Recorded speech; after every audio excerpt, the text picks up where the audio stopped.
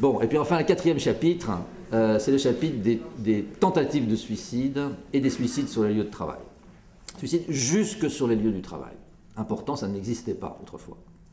Ça fait 12 ans que sont apparus les premiers suicides sur les lieux de travail. C'est une totale nouveauté. Il y avait sans doute des suicides liés au travail par le passé, jamais sur les lieux de travail. Aujourd'hui, les gens viennent se pendre sur les lieux de travail, les infirmières, une surveillance vient prendre un pistolet devant ces infirmières, et dans son équipe, elle se tire une balle dans la tête. Bon, je veux dire, il y en a pas mal, même s'il y en avait très peu. La question quantitative ici n'est pas le plus important.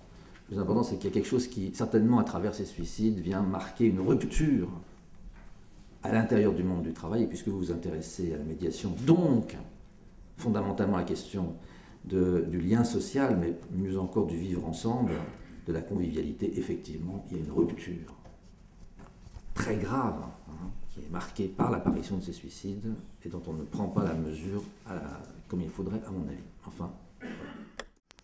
Si ces pathologies augmentent, si de nouvelles pathologies apparaissent, je ne fais pas le détail, il y en a d'autres pathologies, mais beaucoup moins nombreuses qui apparaissent, qu'on est capable d'identifier, évidemment, je reviens à ce que je vous ai dit tout à l'heure, il faut aller chercher l'origine dans l'organisation du travail. Ça veut dire quoi? Qu'est-ce qui donc a changé dans l'organisation du travail qui pourrait rendre compte de l'augmentation des pathologies? Alors il a fallu en fait énormément de temps pour identifier ce qui était en cause dans l'organisation du travail. C'est un problème scientifique extrêmement difficile, un problème clinique très difficile. C'est en 2003 que finalement ça a été possible de vraiment faire la première publication. Il se trouve que c'est un thème qui vous intéresse, hein. Donc méfiez-vous quand même, c'est l'évaluation. Voilà. Ce qui est nouveau dans l'organisation du travail, c'est donc principalement deux choses qui sont dramatiques. C'est l'évaluation individualisée des performances et deuxièmement les contraintes de qualité totale. Alors, n'entendez pas dans ce que je suis en train de vous dire que je mettrai en cause vos travaux et vos recherches tout à fait légitimes sur l'évaluation. Je suis également un partisan de l'évaluation. Mais par contre, je suis extrêmement hostile, extrêmement critique aux méthodes d'évaluation qui ont été introduites dans les entreprises et qui se généralisent pratiquement partout. Alors, je vous en donne quelques mots pour que vous compreniez ce qui se passe. L'évaluation individualisée des performances, elle est très critiquable dans l'entreprise en tant que, entendez cette fois-ci l'évaluation telle qu'elle est pratiquée ordinaire, c'est-à-dire fondée sur des principes, lesquels principes sont mesures quantitatives et objectives du travail effectué. Voilà. Alors, ces méthodes qui sont fondées sur la prétention à faire une mesure, un mesurage du travail, ont plusieurs défauts. Le premier défaut, c'est que les bases scientifiques sont fausses. C'est radical, c'est absolument inattaquable, personne n'a critiqué, ne peut remettre en cause cette affaire. Pour des raisons précises, l'essentiel du travail, je ne peux pas vous le décrire, mais il faut que vous me croyiez, parce que sinon, je suis prêt par contre à vous en parler longuement, parce que c'est très passionnant. L'essentiel du travail est de nature subjective. Voilà. Alors, pour que vous en ayez simplement une petite idée, quand vous travaillez, la première expérience que vous faites, c'est que ça ne marche pas. Ça échoue sur l'obstacle de la résistance du monde à la maîtrise technique. Sinon, on n'aurait pas besoin de vous. On pourrait tout automatiser. On ne peut pas automatiser parce que le monde résiste à la maîtrise. Non seulement la technologie au sens des objets techniques, mais elle résiste même au savoir-faire, à l'homme le plus habile, à la femme la plus subtile. Vous faites les soins et le malade, que vous soignez bien, il vous claque dans les pattes. C'est la résistance du réel. Vous conduisez une centrale nucléaire, et bien la centrale nucléaire ne marche pas comme disent les scientifiques et comme disent les ingénieurs. Ça, c'est des mensonges. Elle ne marche pas bien, les centrales nucléaires. Et c'est pour ça qu'on a besoin du travail vivant, c'est-à-dire de gens qui sont capables de faire face à l'imprévu, l'inédit, ce qui n'est pas prédictible. Vous comprenez ça? Alors, les gens qui font ça, ben, ils commencent par échouer. Travailler, c'est échouer. Eh ben, ça ne suffit pas. Il faut échouer, puis il faut chercher, puis il faut encore échouer, puis il faut endurer l'endurance. L'endurance à l'échec, le découragement, l'amertume, le sentiment d'impuissance, je suis nul, j'y arriverai jamais, l'agacement, la colère, tout ça c'est des états affectifs. Et puis en plus, vous emportez ça chez vous. Vous n'endormez pas la nuit, vous emmerdez votre conjoint, Vous embêtez vos enfants. C'est-à-dire que c'est toute une histoire qui continue en dehors du travail. Et puis vous en rêvez la nuit.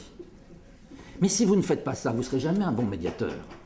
Le médiateur, il emporte les histoires de la médiation. Et le banquier, là, bon, je ne parle pas seulement de ceux qui vont très mal aujourd'hui, je parle du banquier quand il allait bien. Eh ben, quand le banquier allait bien, très occupé dans sa tête, y compris la nuit. D'ailleurs, ils dorment peu, ces gens-là, ils sont très... Alors, le travail vous prend tout entier. Et fondamentalement, ce sont des états affectifs qui sont premiers. Et quand vous trouvez la solution, eh bien, cette solution, elle est un rejeton de l'échec. Il faut échouer et endurer l'échec subjectivement pour qu'un beau jour, tout à coup, vous vienne une idée. Ah, et si je faisais comme ça? Si je trouvais la rhétorique, si je sortais cet argument-là, peut-être que j'arriverais à avoir le cinquième, là, qui ne veut pas venir dans la négociation de l'environnement, là, sur le viaduc. Mais ça vous vient parce que vous avez cherché, et vous avez échoué beaucoup. Voilà. Tout ça, c'est des états affectifs. Fondamentalement, travailler, c'est échouer. Échouer, c'est souffrir. Endurer la souffrance, c'est de la subjectivité. Or, tout ce qui appartient au monde subjectif n'appartient pas au monde visible. Vous n'avez jamais vu un mal de dents passer. Hein? L'amour ne se voit pas. Vous avez compris ça? La haine non plus. Hein? Qu'est-ce que vous voyez? Les yeux brillants de la dame. Et vous vous dites elle-même, et à ce moment-là, vous prenez une paire de baffes. C'est vous dire que ce que vous voyez, c'est un état objectif qui n'a aucun rapport, quelquefois, aucun rapport avec l'état affectif qui est derrière. Donc, cette chose est très importante. Ce qui est le monde subjectif n'appartient pas au monde visible, donc ne se mesure pas. Il n'y a de mesurable et de démontrable par la méthode expérimentale que de ce qui est visible ou peut être rendu visible. Vous ne verrez jamais les rêves que je fais de mon travail. La seule chose que vous pouvez faire, c'est me croire. Et pour que vous me croyiez sur le fait que j'ai un rêve, il faut que vous ayez rêvé vous-même. Si vous n'avez pas rêvé, vous ne saurez pas. Et il y a des gens qui ne rêvent pas. Bon, c'est juste pour vous donner une idée. Donc, ce que l'on mesure, parce qu'on mesure plein de choses dans le travail, eh bien, ce n'est pas le travail. Voilà. On prétend que ce n'est pas le travail. Donc, on mesure, au mieux, dans le meilleur des cas, les résultats du travail. Au mieux, dans beaucoup de cas, c'est même pas possible. Hein, c'est comme si pour les médiateurs, on comptait le nombre d'actions de médiation que vous avez faites. Ça n'est absolument... Il n'y a pas de proportionnalité entre le résultat du travail et le travail lui-même. Voilà. Il y a des médiations très longues, très dures, etc. Vous en avez un dossier. Vous êtes très mauvais médiateur parce que l'autre, il en a fait pendant ce temps-là 5. Voilà. 5 divorces. Vous avez un viaduc. Voilà. Voilà. C'est à peu près ça, quoi. Bon. C'est à peu près ce qui se passe à la NPE ou des choses comme ça. Donc, premièrement, les bases scientifiques de l'évaluation sont fausses. 2.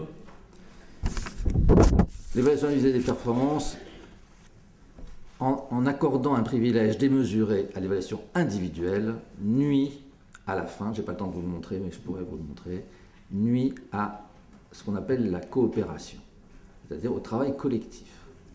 Si vous n'êtes pas capable de mettre en œuvre des méthodes qui permettent d'évaluer le collectif de travail, vous nuisez au collectif de travail.